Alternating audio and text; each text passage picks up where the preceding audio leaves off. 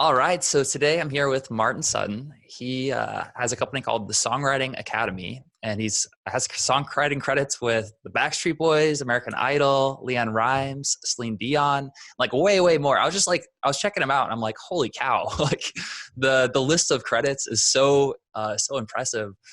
Thank And you, his man. team actually has over 500 million record sales, like 500 million.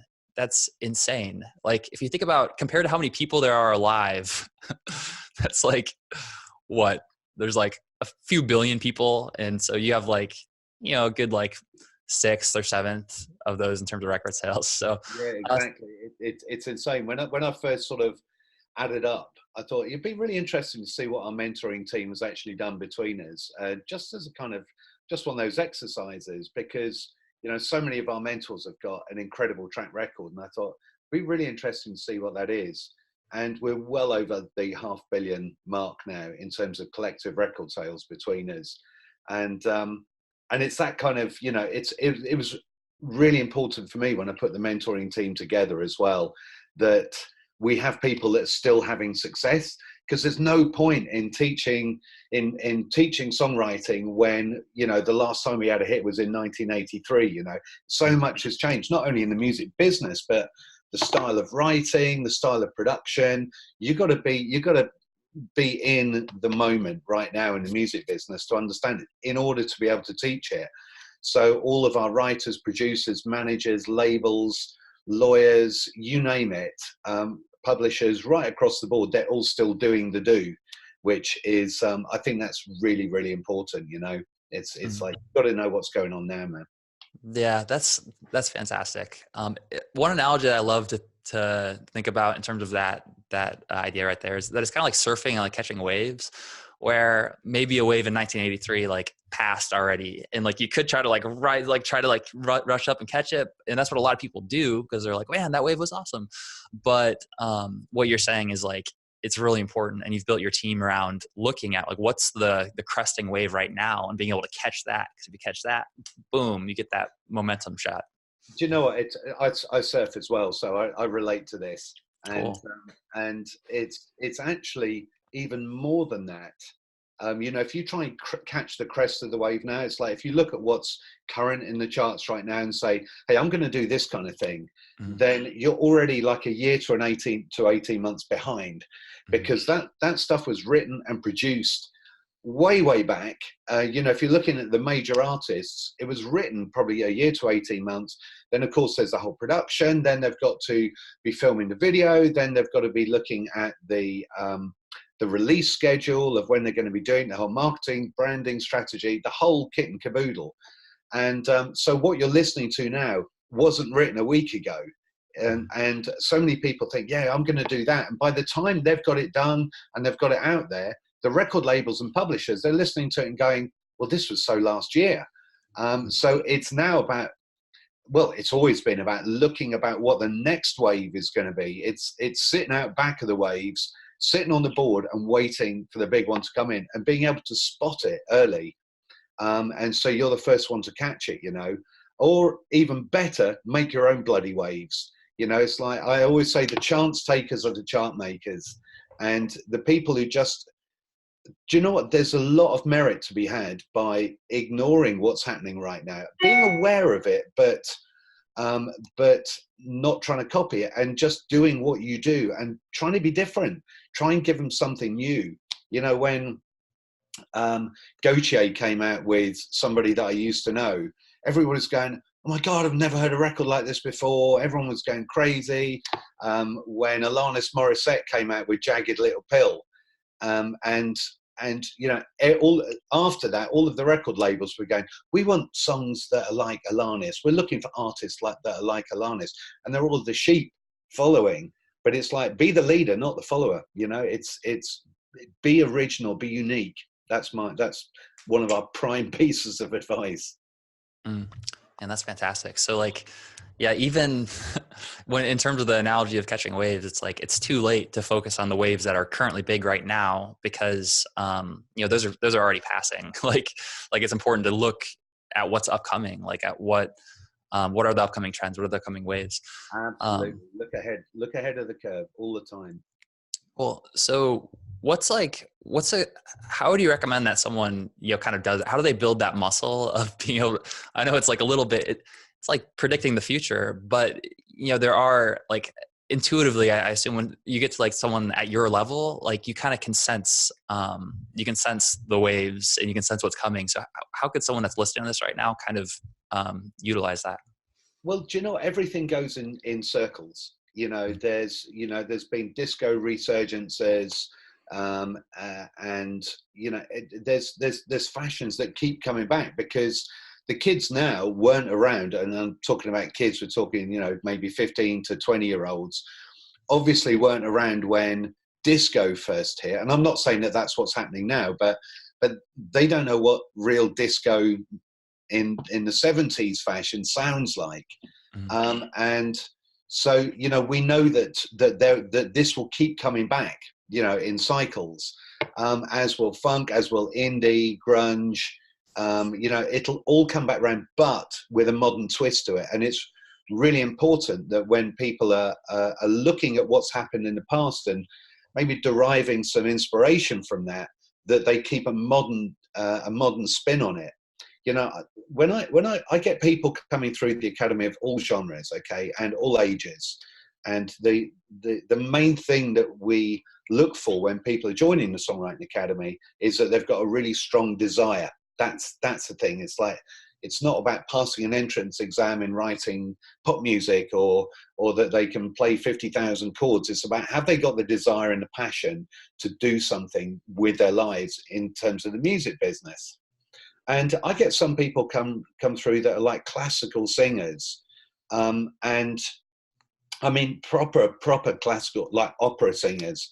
And I'm going, this is great. Imagine if you put this with like some track beats or put it over like a drill track and do something unusual, do something crazy that nobody's thought of doing before. And so it's a combination of like knowing what's already gone past, and we can do that through Spotify, Apple Music, Amazon Music. It's all there to listen to. So we can absorb all of the genres, all of the eras, and then think, okay, well, what's not happening at the moment that's got that influence? Maybe I'll take that influence and do something crazy with it, make it really, really modern. Fuse it with, fuse reggae with drum and bass, or, whatever, take chances. But the most important thing for me, and I talk about this a lot in my classes, is about being authentic. So don't just do it because you think it's going to make money. If you chase the buck, then you're going to fall on your ass. End of story, because you're doing it for the wrong reason, and it won't have that believability to it. But if you find something you think, oh my God, I've just found this track by Donna Summer from 1973, and I love this. Wow, if I could do an original spin on this, or this Beatles song, I'd love to do Beatles, but with an R&B beat to it. And, just, it's about the love. You've got to put the love in it. You've got to feel what you're doing. Otherwise, people they'll just see that it's transparent. It's transparent music making. It's there just to make a dollar. If it does do anything, it might be there for a short period of time, but it's not going to build you a career. Always do something that you love. That's such an important thing. You've got me talking about songwriting here, so I'm just not going to stop. Okay. This is awesome. This is keep going. I have people come up to me that have stage fright. I'm going off on tangent here a bit. People that come up to me and say, I'm really nervous about playing on stage, and they've got great voices, they've got good songs, but I feel so, and I say to them, this is happening because you're creating expectations for yourself. You're creating expectations that you imagine the audience has got for you. And I always say, why did you first go into music? Why did you first start singing? And they go, because I love it. And I say, do it because you love it. Nothing else. Just get on stage, do it because you love it. And if people like it, great. If they don't like it, fuck them. It's like, it's subjective. People can make their own choices about whether they like it or not, but you do it for the right reasons. And it's the same with writing. You know, I've loved every minute I've been in the music business, and I've always been very heart and sleeve about it. And I've seen what works. I've seen what works is that genuine authenticity in whatever you do.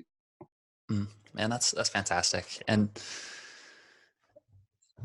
okay, so there's like a lot of really good golden nuggets in there. So I'm trying to figure out what to follow up on. So one thing that I feel like is a big challenge that I hear a lot with musicians is this sort of balance where they're, like you're just discussing, like they have a passion and a love for doing it. They want to be authentic and they want to be like who they are. And they're trying to weigh that against like doing what's marketable and like, you know, and being smart and growing their audience. And, you know, I think there is like kind of like a path where you can do both, but what's kind of your take on that? Because there are certain like elements where it's like, being smart and strategic about, taking something from like that's from the 70s that you love, that like that style and just something totally new and original and being smart about it. And also at the same time being authentic. So like, how do you see those, going together? Okay. First of all, in terms of creating music, I'm going to say this, you know, when you're writing something, and songwriters are so precious about what they've written. You know, every song is like their new baby, and they love their new baby, and they go, "This is really me. This is really me." It's really important to remember that nobody that's listening to music, nobody gives a shit how the writer felt when they wrote a song. They only care how they feel when they hear a song. And you and I are the same. It's like if we hear a song that we don't know who wrote it, you know, if they're mates, then we can kind of feel that empathy. But if we just hear a song on a playlist somewhere that we have no connection with the performer or the writer behind it, we don't sit there and go, I wonder what they were feeling when they wrote this. I wonder what all we do is we care about whether we feel something when we hear it. You know, does it move us? Does it reach out to us? Can we relate to it? And when I talk about this in some of my courses, you know, I get people saying, yeah, but you know, because I would say, think like the listener. You know, that if you're just creating art for art's sake, then do whatever you like. It doesn't matter. If you're just doing it for art's sake, do what you like. You might make some money at it.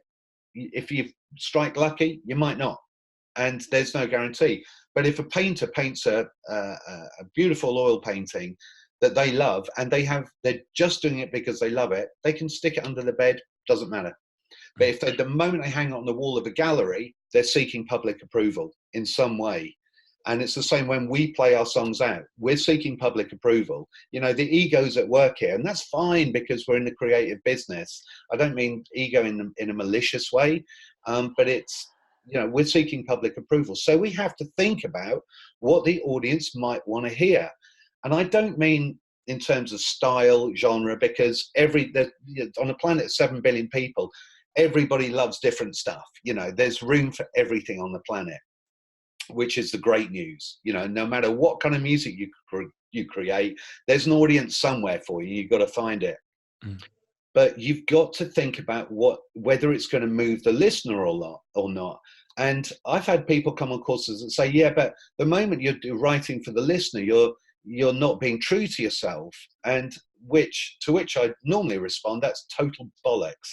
Because if you write from the heart, you can write from the heart and do something that really, really moves you. And nobody gets it because you're the only one that understands it. Or you can write from the heart something that really, really moves you. And other people listen to it and go, wow, how did he or she know how I was feeling right now? That's really got me. And not necessarily making them want to burst into tears. It could be make someone want to dance around the room and feel like $1 million. But it moves them. And I give an example of this. And if it's all right with you, I'm going to share this example with you. Okay. Of course. Have you got a pet, Michael? My wife, when I met my wife, she had 4 cats. So 4 cats. Yeah. And do you still have some? Three cats now. Right. Okay. Who's your favorite cat? Her name is Sage. She's awesome. Sage. Okay. And you love Sage. Okay. Okay, so let's say that you go home after this interview, and just for fun, okay, Sage has been hit by a truck. Okay, Oh. now, I know it's getting dark. But My keyboard's not on. I was gonna play like a little sad, sad okay, chord. so you go home. Before you do it, here's the thing: you go home and here's Sage. You got a flat cat, okay, and you think, I'm going to write a song for Sage because wow, I love this cat so much. And you could sit at the piano like you're there now and go, Sage, I've loved you ever since you were a kitten, and if I'd have known you were going to be hit by a truck this morning, I would have given you a little bit more food and stroked your ginger tail or whatever, and you're writing from the heart and it means so much to you. We listen to it and we go, so what? A guy's cat has been hit by a truck, so what? We don't care because we don't know you, we don't care about you. Okay, this is the world. But if you wrote a song that went, if I'd have known this morning would be the last time I saw you, I would have held you a little longer, I would have held you a little closer, and I would have told you I love you one more time. Mm. Now, what's happening there? Okay, you're getting everything you want from the song because in your heart and your mind, you're singing to Sage. You don't put so much information in it that it excludes the listener. And when we listen to it, we go, oh my God, I know that feeling when I've lost someone. It could be a relative, a friend, it could just be a relationship. And so we get to feel something from your authenticity. And that is like meeting halfway on the bridge, if you see what I mean. It's like you, us over here. And you're allowing us to meet you halfway so we all benefit from the song. You're not dumbing it down for people. You're not just selling your soul to sell some records. You're still being completely authentic about what you're writing about, but you are considering the listener. And that is one of the, and I'm going to say this because I know this from my experience. Now, I started off as a busker on the streets. Do you have that word busker in America? Yeah, we do. I remember Ed Sheeran is a good example of someone who started Yeah, like that. so singing on the street for coins, and when I was singing American Pie and The Boxer and all that stuff, people would love it and they're throwing money down. The moment I started singing my songs, nobody gave a damn.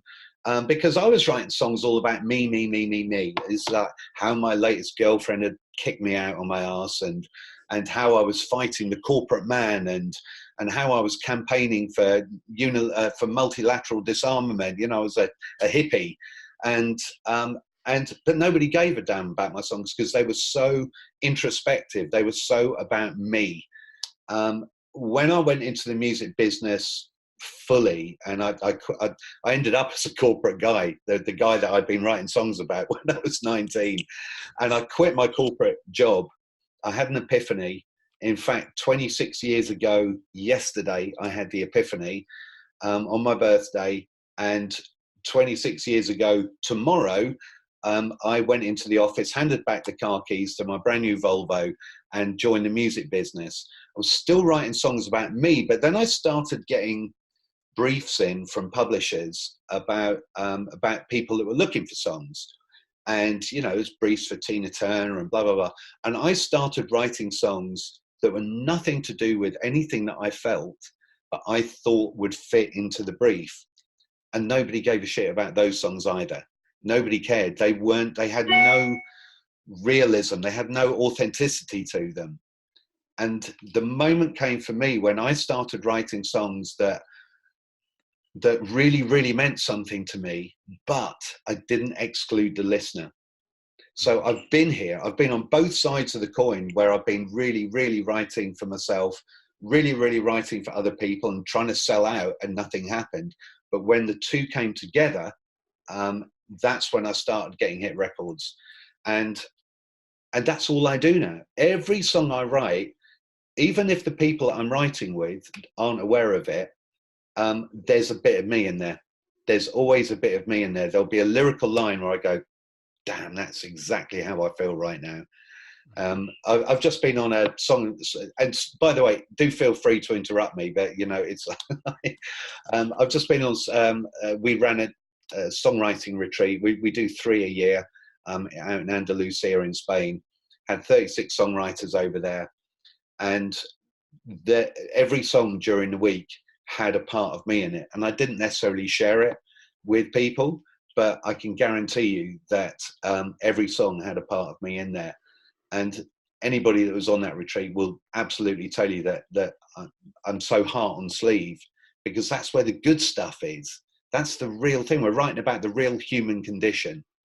So that was a very long-winded answer, but hopefully it did answer your question about that thing about selling out or being authentic. Man, that's so awesome. And like, what a powerful mind shift just in general, like in like songwriting, but just in terms of like the human condition, like how interesting would it be if you were just by yourself and there was never another human being and you're just talking to yourself over and over again, and like, you know, repeating your story to yourself, or like, you know, there's no connection there. And there's something disconnected with that. And so what you're saying is that when people do just like kind of cut themselves off and like have their own personal like identity, they're missing out. They're missing out on like the realness and the connection and the emotion of being able to focus on other people and being able to find that meeting point between them where you can share that emotion and you can connect with people. And you don't have to do that without, you know, you don't have to do that by sacrificing your authenticity or integrity. No, life, my friend, after being on this planet for a couple of years now, I've realized that life is about connections with people. The only reason we exist on this planet is because we worked as a team with people. You know, cavemen didn't live on their own in a cave. They was part of a community. And, you know, we're here because, and we do better in life because of connections with other people. Okay, it's like we've connected with each other and hopefully we're sharing some information that's going to help other people and everybody wins. But if we hadn't made the connection, then this conversation would not exist. So songwriters that don't bother thinking about other people, in my opinion, are egotistical and selfish, because they think that other people care about how they feel. Well, they don't care what other people feel. It's like, why should it be a one-way street that everybody wants to know what that songwriter is feeling, but he or she doesn't care how other people are going to react or feel about the songs that they're, you know, it's madness. And I know it's madness because I've done it. I've made all of the mistakes along the way. So, and it's funny because, you know, when I started the Songwriting Academy, you know, I knew that we were going to be educating people about the nuts and bolts of songwriting. And what I've discovered over the 5 years we've been running, that I've spent as much time talking about the psychological side of it and the emotional side of it and mental health and so many other things that are absolutely paramount importance to creatives, about dealing with writer's block, about how to get out of your own way and how to have a strong belief system as well, because it's such a tough industry. And we have so many toxic people around us saying, oh, you know, have you thought about getting a proper job? And the passive aggressive ones that say, oh, you're still doing the music. Oh yeah, good for you. You know, and it's basically sort of putting those seeds of doubt in our heads. And you know what? You can do it. Anybody can do it if they absolutely apply themselves to it. You know, I started off as a busker on the streets. Literally, what I got in my guitar case any given day would determine what I was eating that night, if anything. And I've gone from that to selling over 10 million records and working with some superstars because I wanted to. And I still can't read or write a note of music. I can't do it. I've done everything with my heart, my mind, my ears, and my gut instinct. And yesterday I was writing with a fabulous writer who's tearing it up at the moment. He's getting like he's got like 500,000 Spotify followers, getting loads of really, really cool releases. And he used to be a bin man. He used to literally work on the garbage trucks. And he can't read or write a note in music. And we wrote an absolute cracker yesterday because we love it. We absolutely love it, and we work hard at it. So it's there's so much more to being a songwriter than just writing a song. I can tell you that. Wow, man, that is like so inspiring. So he went from being a garbage man, and now he has 500,000 Spotify followers, and he makes music full time. And yeah, I think what you're saying is so important, so valuable with the seeds of doubt.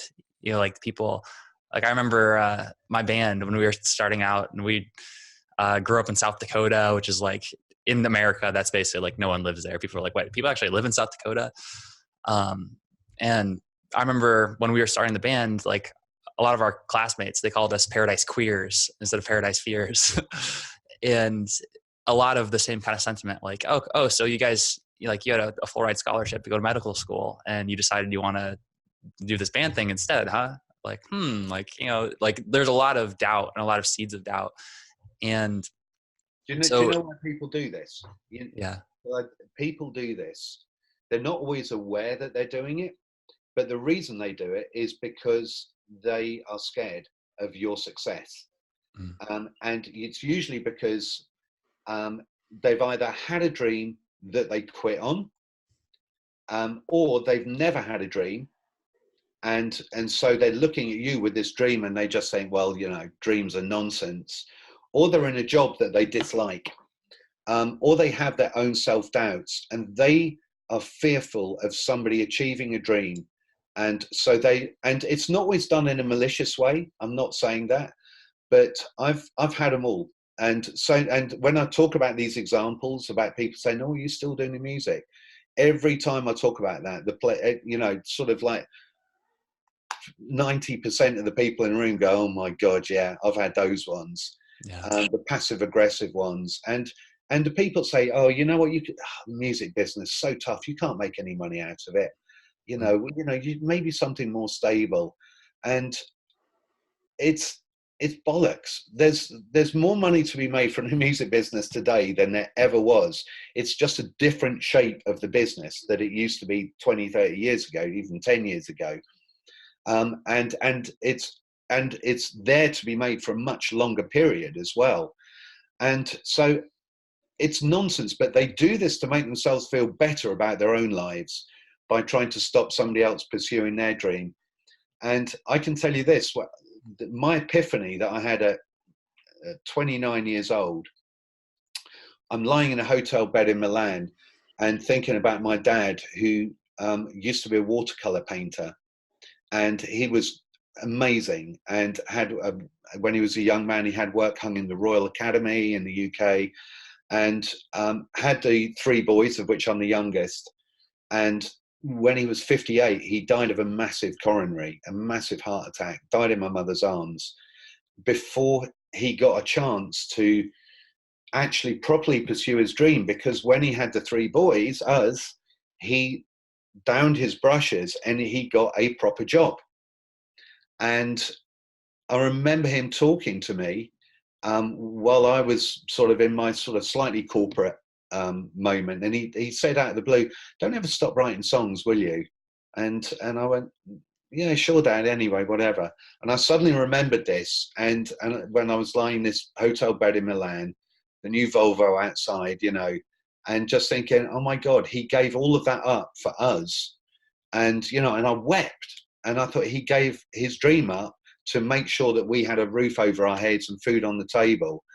And after we left home, he started making a name for himself, but he didn't have enough time. He was robbed, and we were robbed. And I just thought, I can't do that. I'm a musician. I'm a songwriter. I feel it. It chose me. It's in my blood. I can't not do this.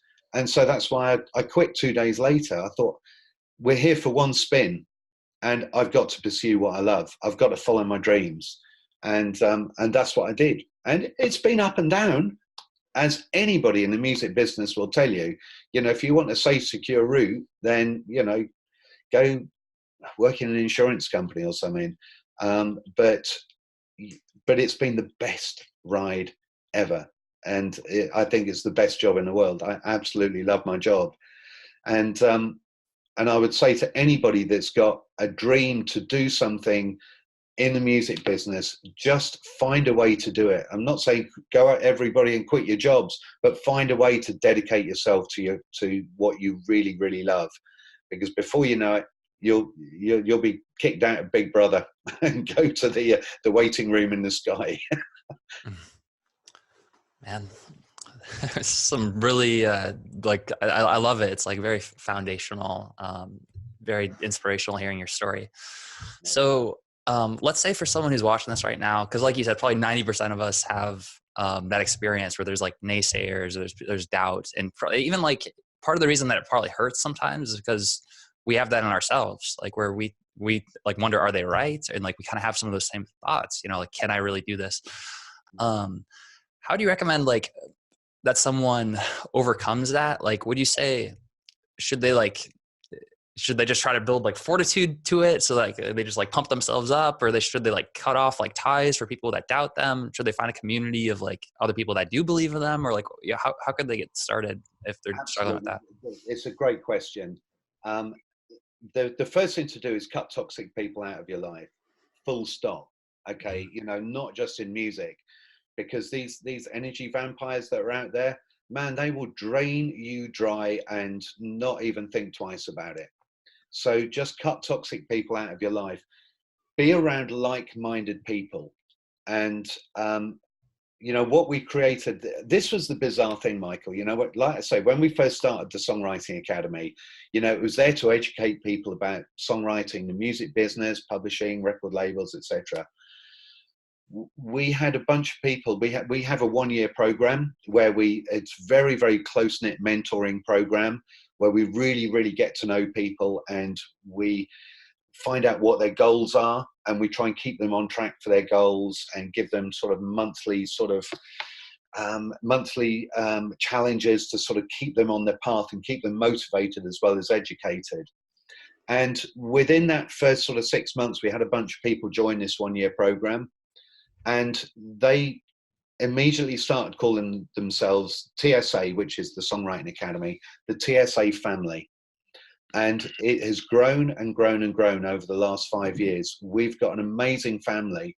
And we've also got remote members around the world, and just hundreds and hundreds of people that are all like-minded, and they're all there to support each other. And even when somebody posts something up online to say, hey, look, I'm sorry I've been absent, in our forum, I'm sorry I've been absent, I've been a bit sick, whatever. Then we get loads of people just like putting a message, say, oh man, so sorry to hear you've been sick, hope you're feeling better. And there's this love. You can almost sort of like see the love emanating off the screen. And that kind of environment to work in is so healthy, because nobody's looking at each other sideways going, oh God, I hope they don't make it. That sort of thing wouldn't be tolerated in the Songwriting Academy. If somebody is like a bad apple, it's like, no, get out. It's like, we're here in this big wave of kind of, come on, let's do this. We can all do this. And I know people can do it because I've done it from being a busker, and Joe's done it from being a bin man. And, our stories aren't unique. And so we know it's possible. It's like, let's all do this together. And I know it sounds kind of hippie trippy, but you know what? What is wrong with being in a really positive environment and being surrounded by people that are happy for your success, and that you're happy when they succeed as well. And, it's so important to just remove, as best you can, remove toxic people from your life. And, with relatives, it's a little bit harder, but certainly friends and stuff that just kind of look down on you a little bit, it's like, don't hang out with them. Hang out with people that are going to go, hey man, I love what you do. Love to hear more of your songs, and hey, let's work together sometime. And isn't this great? That's a pretty darn good day. And on the other side of it, when we have our self-doubt, when it's just within ourselves, I had a moment about 8 years ago. I seem to remember it was around that period where I'm looking at a bunch of people. I mean, virtually all of my Facebook friends are in the music business, and there's like 2,500 of them, something like that. And I'm watching people post up about, oh, just got a cut with Kylie Minogue, just got a cut with Kelly Rowland, and blah blah blah blah. And I sat there and I thought, wow, I didn't get those cuts. Maybe I'm shit. Maybe I'm, oh God, maybe I shouldn't be doing this. And I had this real kind of like, oh, maybe my time's done. You know, I'd had some good records out, but I thought maybe that's my time is up. And, you know, because they're all doing so well, and you know, the artists that I'd love to have cuts with that I didn't get cuts with. What's wrong with me? And I sort of got into this kind of like slightly frantic state.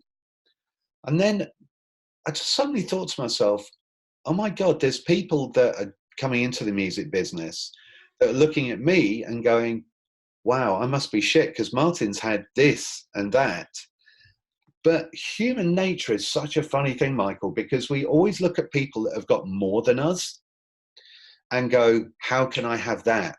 And we never look at people that have got less than us and empathize with those people, thinking that they wish they had what we had, and then feel our own gratitude for what we have and think, my God, yeah, actually, I'm okay, you know, because I've done this, or I've got this, or I'm able to, even just being able to write a song, okay,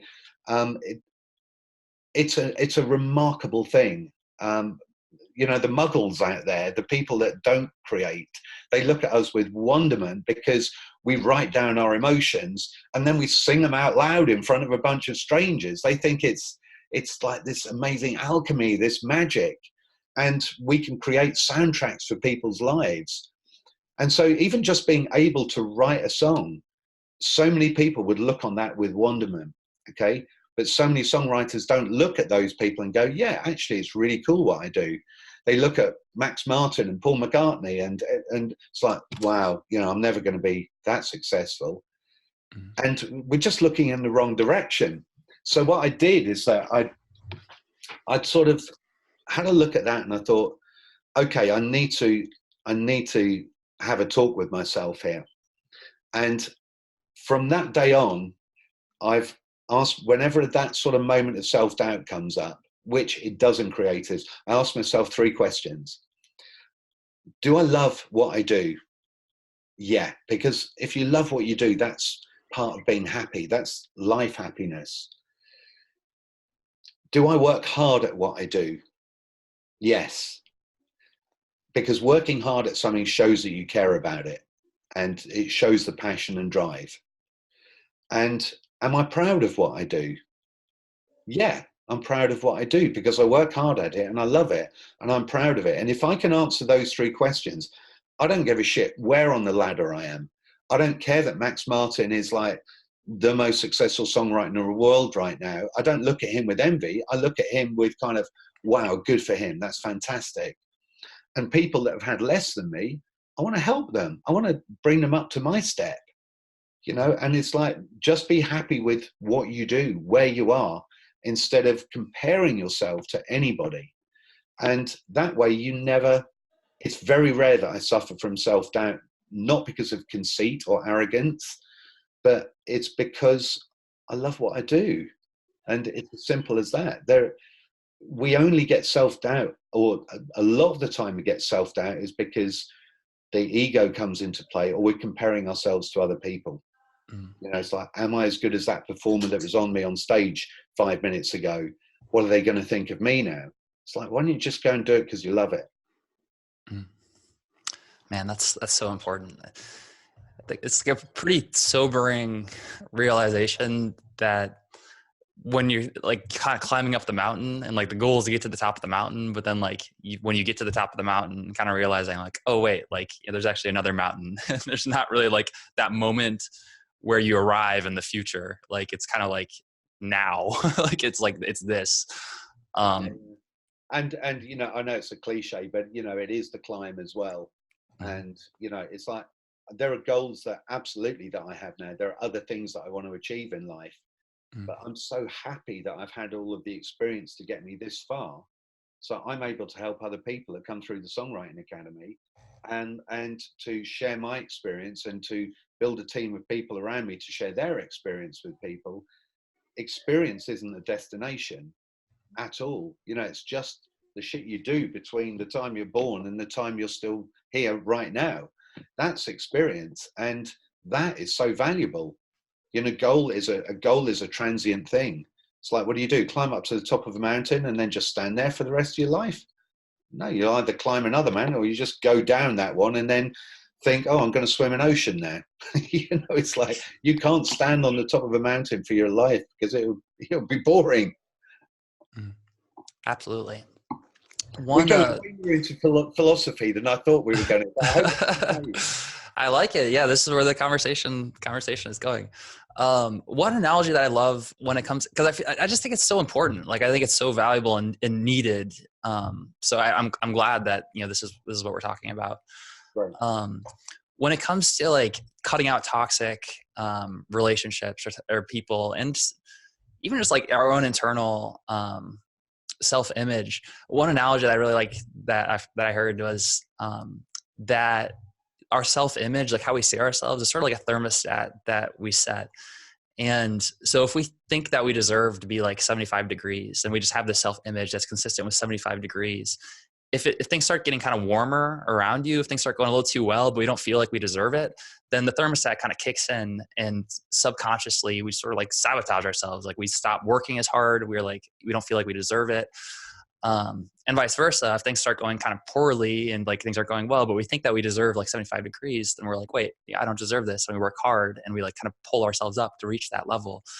So I think like an amazing tool for like growth is kind of learning how to reprogram your mind just to set your thermostat higher, so you pull yourself up. And what you're talking about with like cutting out toxic relationships, I think when people, especially if they think that they know you and they have expectations of who you are, then it's kind of like they're setting you at 65 degrees, like on a thermostat. And so when you start to level up, it's going to make them uncomfortable. Like, their thermostat's going to kick in. They'll be like, wait, that's not where they belong. Like, it's going to, some stuff is going to come up. So it's pretty natural. Like, a lot of the people that we work with, like, as they level up and they start like achieving more things and they start transforming themselves, there's a lot of relationships that end up, you know, dropping off because they were toxic relationships or they're holding them down. So I just want to like further emphasize that it's so important who you surround yourself with. Like, I want to join that community. It sounds amazing. It is amazing. And, you know, it's like I say, it's as much about supporting each other. I mean, our mission statement is about education, motivation, inspiration, and support. Because in the creative industry, you need more than just education. Similarly, you need more than just motivation. You know, you can have someone kicking your ass and saying, so have you written a song today? But if they can't tell you how you can make it better, then, you know, you can write a million songs and they're all just kind of like not really going to get it out there in the market. But a combination of that is, we've found incredibly effective. And we have people that, I mean, our 1 year program is a 1 year program, but we have people that are in their fourth year with us now. And they just want to keep coming back and learning more and more and doing more and being part of this amazing community that we have. And nobody else in the world is doing what we do. You know, there are lots of universities and colleges that run courses. And, you know, I'm going to be honest, you know, a lot of those courses, there aren't that many people on there. There may be the odd few that are having success right now, but there aren't that many on there that will have the kind of experience and the track record that the mentors in the academy have got. You know, I've hit up a load of friends and way beyond in the music industry that have had phenomenal success. You know, we've got like guys like Michael Garvin based in Nashville, who's written 22 #1 songs. Including Never Give Up on a Good Thing for George Benson, Waiting for Tonight, Jennifer Lopez. I'm just about to go over and see one of my mentor friends in LA in June, Pam Shane, who wrote Genie in a Bottle. My mate Rob Davis, that was #1 in 41 countries with Can't Get You Out of My Head for Kylie Minogue.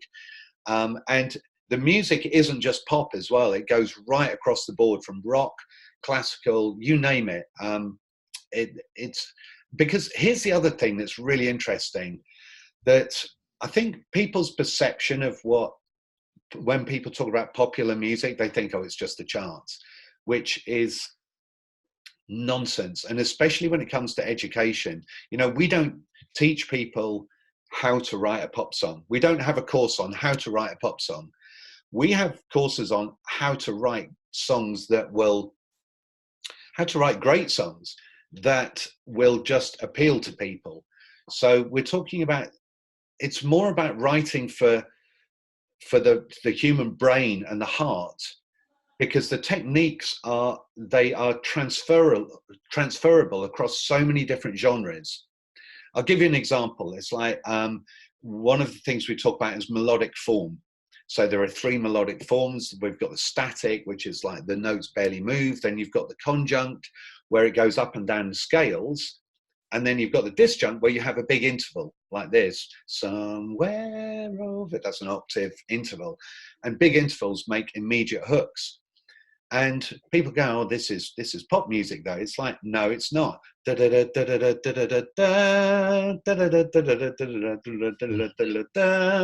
Repetition as well. You've just heard repetition there. People think, oh, I can't use repetition, it's so pop.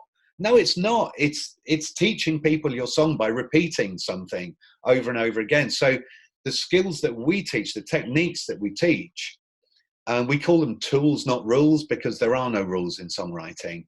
But we give people a great toolkit with things like this that they can use in any genre of music. And I think it's really important for songwriters to not pigeonhole what they do as well, and to have that freedom to be able to write anything that they want to write. And songwriters out there, wow, if I can pass on a message, it's like, get out there and listen to every style of music that you possibly can. And current music, especially, because this is the shop window you're trying to get your product into. And go listen to modern classical, R&B, K-pop, country, rock, pop, anything and everything. Even if you don't think you like R&B or you don't think you like country, go listen to it. You'll find songs that you love. Playlist them. Just skip the ones that you don't like, and playlist the ones where you go, actually, yeah, this is where I meet this kind of genre, and absorb it all. And because they will all have common denominators in them, in terms of making people love their song.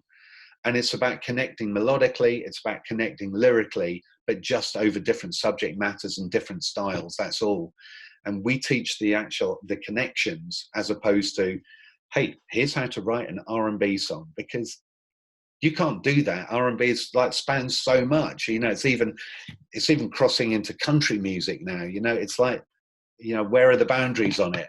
But if you're a sculptor and you've got the best hammers and chisels in the world, then from people like they were used by Rodin, and sort of, then you are going to be able to work better on your piece of stone. Amazing. So, okay, we've covered like a lot of ground here, and I mean, it was interesting that we focused a lot on kind of like the higher level, the foundation of what's really important.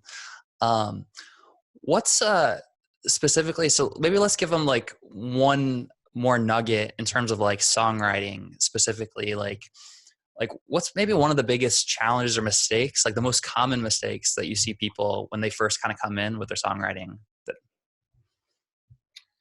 The common mistakes that people come in with their songwriting, I would say one of them is, I'll cover a few, because one of them refers back to people that are just writing for themselves and oblivious to the fact that there's an audience out there. That's not going to get you anywhere if you refuse to acknowledge an audience and a listenership. Yeah, that was a huge, that was an epiphany for me when you were talking about the example of Sage dying. I mean, that alone, that made me sad. I was like sitting back here like, oh, Sage. But then like the way that you transitioned, it was really like actually like really beautiful. The actual lyrics that you used were like, yeah, it was like making it relatable. It was making it like like deeper in a way where it could connect. So I love that tip that you gave there. Yeah, yeah. Um, and you're saying you have a few other things kind of like that you would recommend, or a few other Yeah. mistakes that you see. So the other thing is, if you want to be in the music business, I'll just give you a few sort of tips, and I mean, I can talk for weeks about this stuff, so I'll try and keep it short. But um, somebody once said to me, "We're in the music business. It's two words, and once you've done the music, do the business, and get out there, get out and network with people, meet people in the business, and get to understand how the mechanism works." Okay. Because nobody is going to come and knock at your door and go, I hear that I hear a songwriter or an artist lives here. Could that be you? Because it's like, no, you've got to go out and find people. You don't wait for people to discover you. Mm-hmm. Go out there and show them who you are. Put your head above the parapet and say, here I am. So do the business side of it. Don't shy away from it. Think, oh, well, I don't really like meeting people. It's like, well, go and be a hermit somewhere then. But don't expect people to come to you. Nobody cares about you if they don't know you exist. So get out there and do it. And this is part of the thing about seeing the process through to the end. One of the biggest mistakes is people don't see the process through to the end. And what I mean from that is having that initial idea of a song, and I'll drop some tips along the way on this. Let's go from that initial spark of a song to getting it out there in the charts. Okay, and here's some key things. So first of all, coming up with an original idea, being unique. Like I said before, the chance makers are the as the chance takers are the chart makers, which that's copyrighted to me, by the way. And but come up with something original, something unique, a different kind of lyrical idea. That is, because one of the biggest challenges we face as writers is talking about universal themes like love, like standing together, like heartbreak, whatever it may be, and finding a new way of saying it, because it's all been done. And so that's a big challenge. So, we encourage people, we show people where to look for new ideas for songs and how to interpret them into a song plot, just a single line. And so the initial idea of the song, then there's the sort of the drafting of the song. Okay. So we sit down and we sort of like, we get our song down, we get the first draft down. And at that point, a lot of people will go, there we go, I've written a song, I'm going to write another one now. No, what you've written is a first draft of a song. Okay, do you think that J.K. Rowling sat in that coffee shop, wrote the first draft of Harry Potter and sent it off to a publisher and they said yes? Did she? Shit. No, she rewrote that over and over and over again, got tons of rejections on it. And the rewrite is the real right. It's like and that takes courage, because people are looking at this newborn baby and going, oh, it's beautiful. I've just made a baby. I'm not going to change anything about it. Well, don't then, but don't expect it to grow up into a superstar. It's about having the courage to revisit the song, and then revisit, and then revisit again, and keep going in saying, how can I make it the very, very best it can be? Because good enough is never good enough. Never. That only the 100%ers are making it there. And if you can't be bothered to make it 100%, go do something else. Go dig up the roads and something that's going to, benefit the road system. I don't know. But it's like, work at it, craft it, and keep crafting it until it's the very, very best it can be. Play it to people, take their advice. Don't let your ego make all of the decisions on the song. If you invented a new vacuum cleaner, you wouldn't just put it out there on the market. You'd have focus groups saying, do you like the color? Do you like the suction on it? Do you like the shape of the hose or whatever? But with songs, people go, oh, no. I'm happy with it. Well, it's like, well, great, you be happy with it, but don't expect other people to be if you don't actually even ask them. So get people's opinions on the songs. And then if enough people are saying, I didn't understand verse 2 lyric, then rewrite the damn thing. And I do this all the time. I'm crafting the whole time. So craft a song. Then it's about getting a great demo. And a lot of people will say, oh yeah, but you know, the record company should be able to hear the song through the demo. Yeah, good luck with that, because they won't. And you know, occasionally there's a good A&R person that has got what we call ears.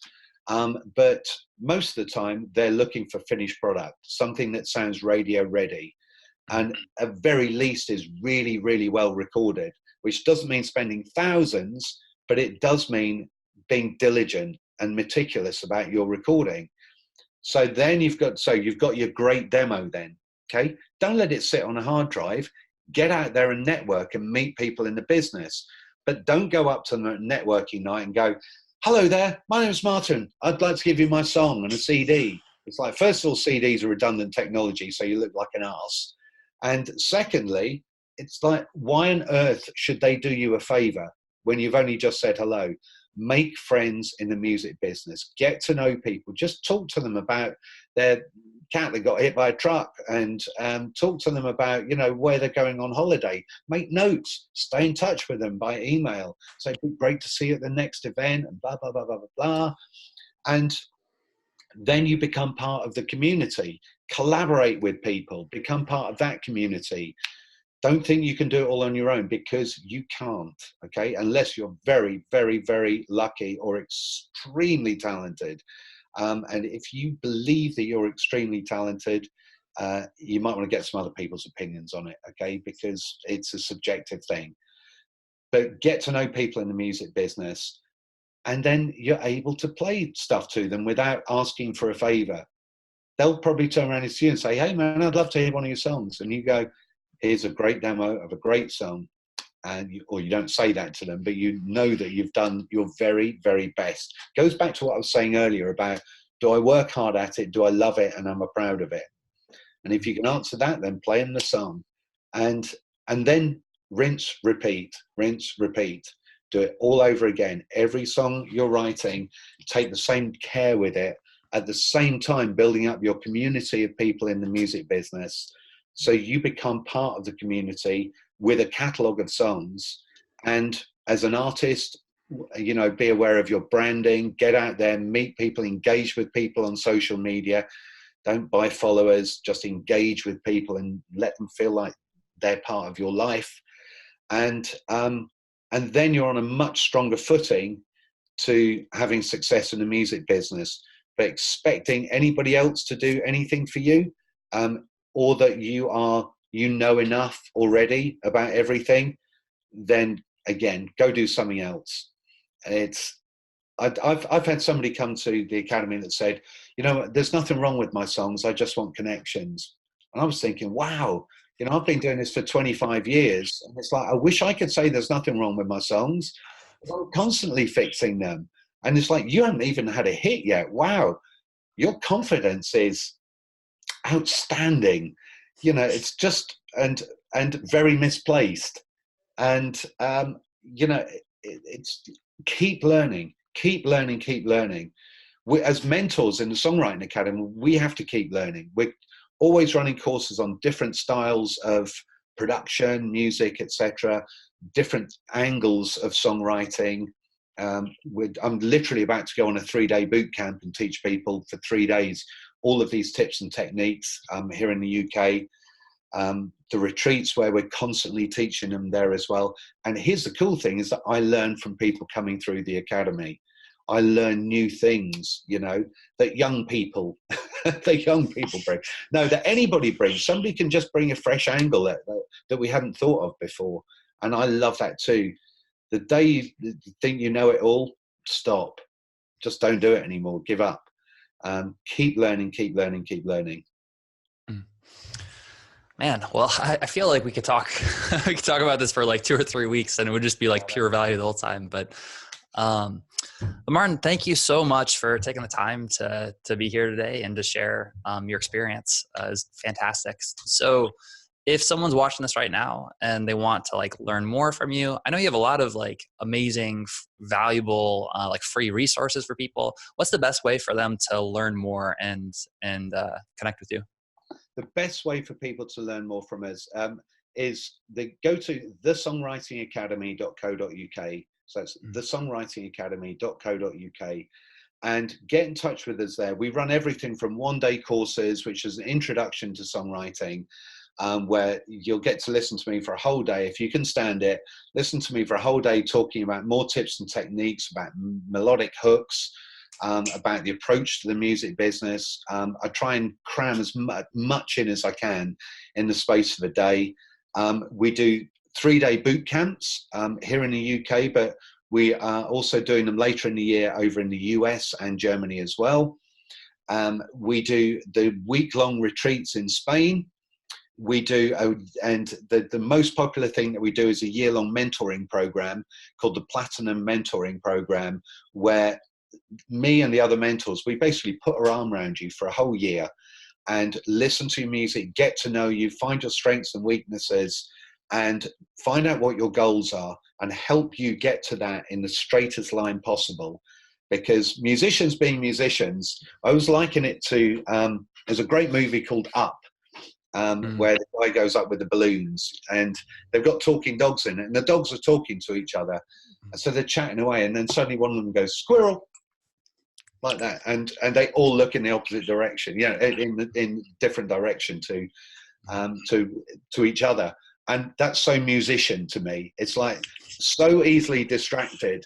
And so many people just zigzag their way towards a destination that they know is over there, but they just get distracted. Oh, I'm just going to do this, man. Yeah, I don't feel amused today. They procrastinate, and it's like, no, if you want this, let us help you draw a straight line between where you are now and where you want to be.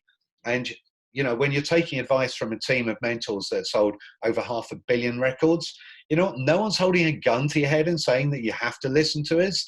But we've pretty much worn the T-shirt, washed it, worn it again and again and again. We've been there. So that's the most popular program that we have. I will say this: if anybody is based in Nashville on June the 2nd, I'm actually going to be over there delivering a course hosted by Rick Barker, who you know as well. Maybe you can let people know that I'm going to be doing my whole one-day introduction songwriting course in Nashville on Sunday the 2nd of June. If they want more details, they can hit us up on our website, or they can get in touch with Rick Barker and find out more details about that. I'm so looking forward to doing that, and we've only got 50 seats available for that. It's the first 50 people. Crazy price of $47 each as well for a whole day. I'd love to see any Nashvillians over there, or wherever you're flying from. I'd love to see you there. Fantastic. I just interviewed Rick yesterday. It was awesome. We'll make sure to put like a link in a button below to your guys' website so everyone can find those resources. It's fantastic. Well, Martin, thank you so much for taking the time to be here today.